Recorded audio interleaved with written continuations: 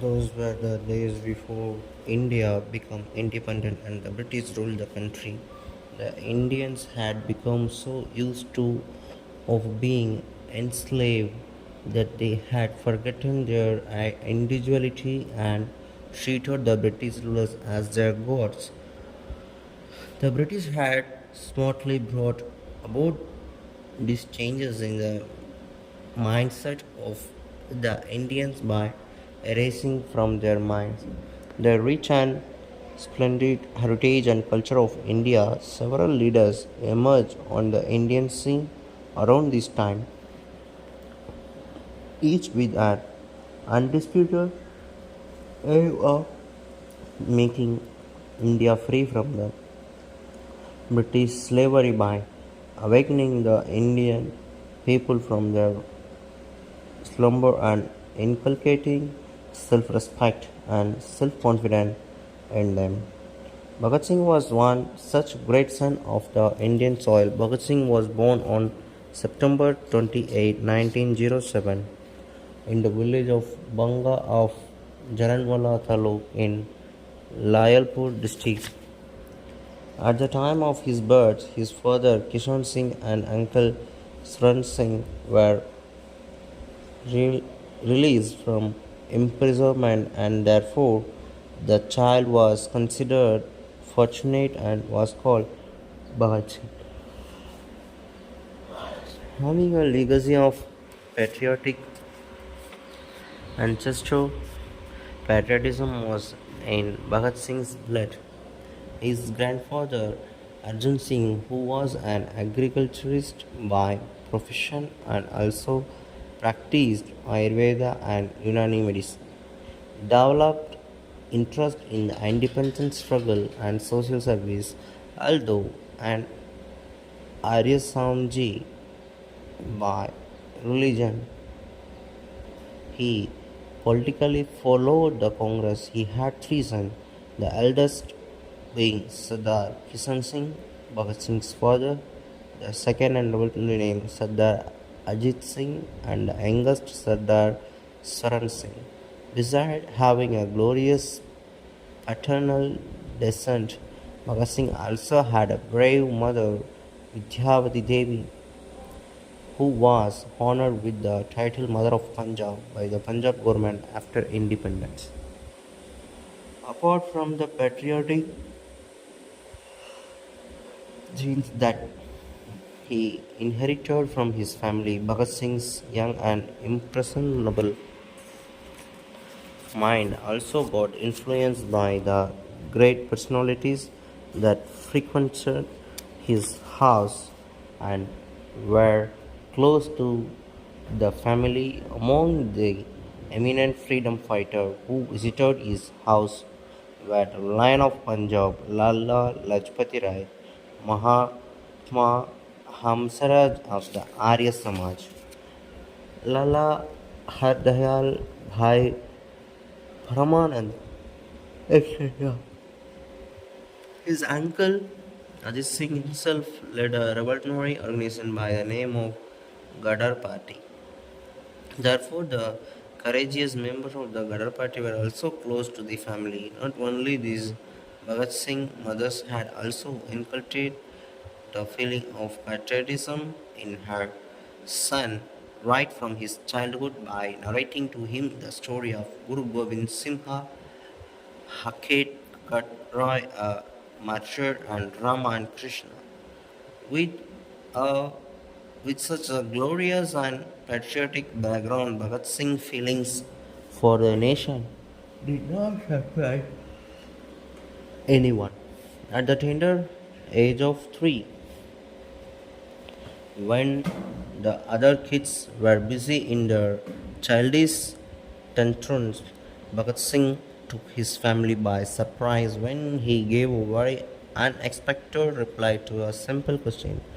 One day, while Bhagat Singh was playing with mud by sticking small sticks on mound of mud, his father friend observed him and asked him what he was doing.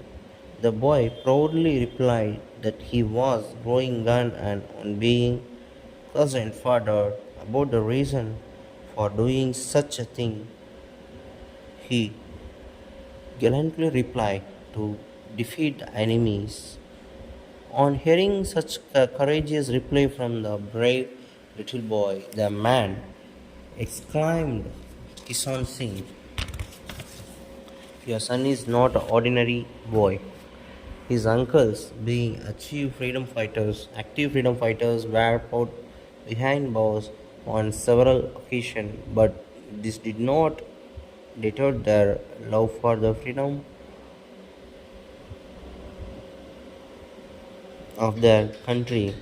His uncle Ajit Singh shook the very root of the British government with his fiery speeches and action and become a force to contend with for the British. The British having no other way of handling such a fighter time and again imprisoned him and his brother Swaran Singh. The fateful year of 1919 proved to be a turning point in the life of young Bhagat Singh. He was merely 12 years of age and was a student of DAV College in Lahore. He took an wide interest in studies as well as in extracurricular activities. Sanskrit, English, history, and Urdu were his favorite subjects, and after school, he used to play martial games and spend time with his friends.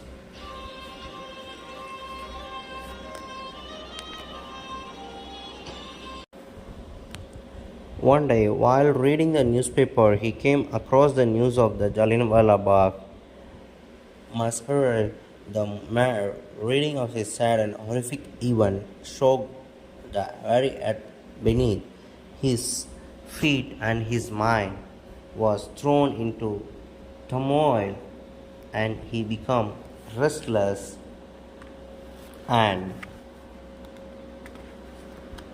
started walking up and down like a madman. The fateful day of April 13, 1919, the day after the festival of Ram Navami, saw the arrest of many Congress leaders by the British government. Among the ones who were arrested were the revolted leaders like Dr. Satyapal of Amritsar and Saifuddin Follow. This led to a general unrest among the people of Amritsar, and in order to show their resentment, they decided to protest against this incident. A big open ground surrounded by walls on all four sides was selected as the venue for the meeting.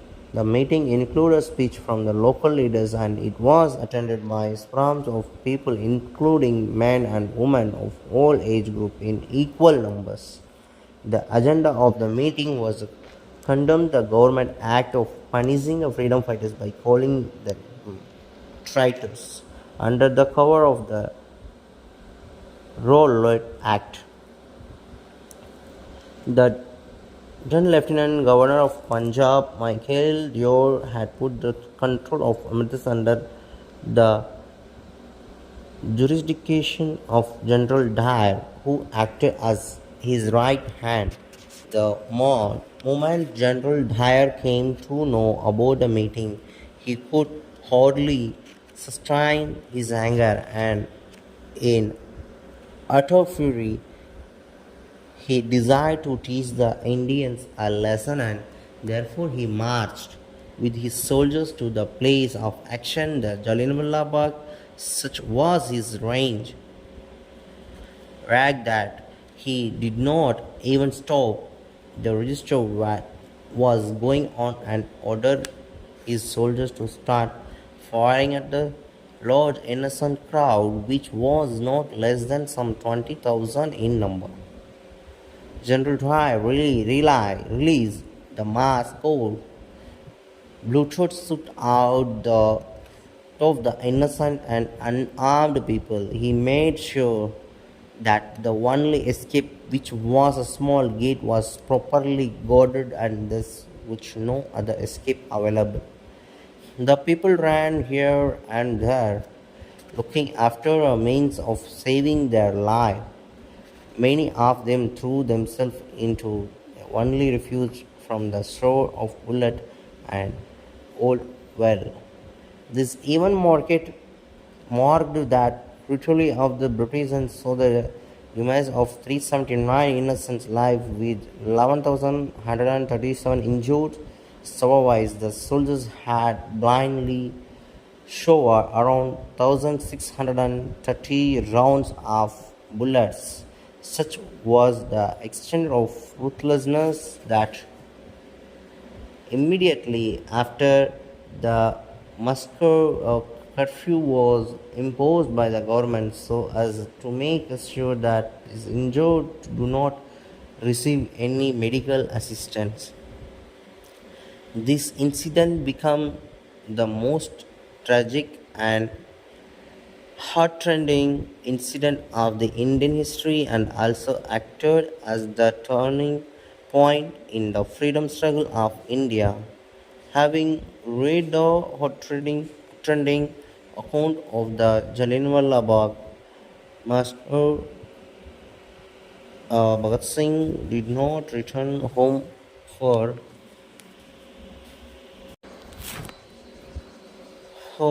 3 days. His family tried to look for him at all his routine, hundred, but to no appreciation, and this sudden absence of the boy worried them. Bhagat Singh could not find solace in anything after reading about the incident. It attracted him like a magnet and giving no thought to the consequence with a bag of his shoulders. He bored trying to administer. He was in deep misery and on visiting the place of massacre he could not sustain his grief and started crying. He paced the cemetery and observed the bullet marks on the walls and peeped in the old well that had become a grave for many. On observing the ground closely, he noticed that the mud was still red with the blood of the dead. He collected some mud in a small box and smeared his face with the blood scented mud. He of time and stood there trying to imagine the dreadful incident and the wailing people. This day marked a complete change in the life of Bhagat Singh as he had embarked upon the course for which he had taken birth. The Jallianwala Bagh became a sacred place for him. Bhagat Singh returned home very late and his family had a of relief. He saw the skirt yet that he had brought from Jallianwala Bagh to his sister to her. That skirt yet was soaked the blood of flow. Indian asked her to go to it. He placed it on his bookshelf and watched it every day. So these words, today's topic going to end. We know the great person, great personality is that is Bhagat Singh, the great freedom fighter, patriot. Thank you for listening.